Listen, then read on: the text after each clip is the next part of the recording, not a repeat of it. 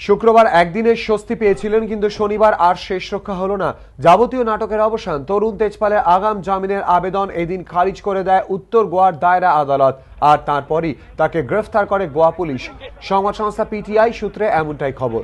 তেজপালের আইনজীবী এদিন আদালতে দাবি করেন, তার মক্কেল তদন্তে সব রকমের সহযোগিতা করছেন। তদন্তের স্বার্থে যতদিন গোয়ায় থাকার দরকার ততদিনই থাকতেও রাজি। তার প্রশ্ন, সেক্ষেত্রে তেজপালকে গ্রেফতার করা বা হেফাজতে নেওয়ার কি প্রয়োজন? যদিও সরকারি আইনজীবী পাল্টা দাবি করেন, তরুণ তেজপাল একাধিকবার বয়ান বদল করেছেন, তাই তাকে গ্রেফতার করা দরকার। দুপক্ষে সওয়াল জবাব শেষ হয় সকাল 11:30 নাগাদ। আদালত জানায় বিকেল 4:30 পর রায় ঘোষণা করা হবে। তখন থেকেই টান টান অপেক্ষা। তেজপাল কি আগাম জামিন পাবেন, নাকি তাকে গ্রেফতার করবে পুলিশ? শেষমেশ রাত 8টা নাগাদ রায় দেন বিচারক। তেজপালের আগাম জামিনের আবেদন খারিজ করে দেন তিনি। বলেন, এটি ব্যতিক্রমী মামলা নয়, ব্যতিক্রমী ক্ষেত্র ছাড়া এভাবে আগাম জামিন মঞ্জুর করা যায় না।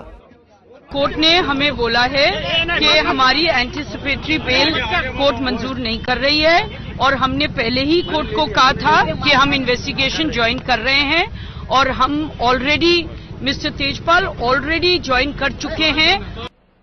আদালতে যখন বিচারক এই রায় ঘোষণা করছেন, তার অনেক আগে থেকেই গোয়া ক্রাইম ব্রাঞ্চের অফিসে বসেছিলেন তরুণ তেজপাল। বিকেল 4:30 থেকে তিনি সেখানে। আদালতে রায় ঘোষণার পরই তেজপালকে গ্রেফতারের আর কোনো বাধা ছিল না।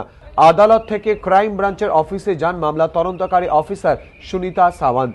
রাত 9:20-তে তালকার প্রাক্তন সম্পাদক তরুণ তেজপালকে গ্রেফতার করে গোয়া পুলিশ।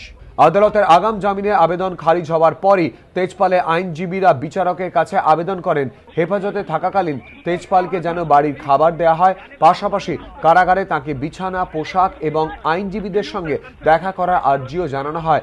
আদালত সবকটি আবেদনই মঞ্জুর করে। এবিপি আনন্দ।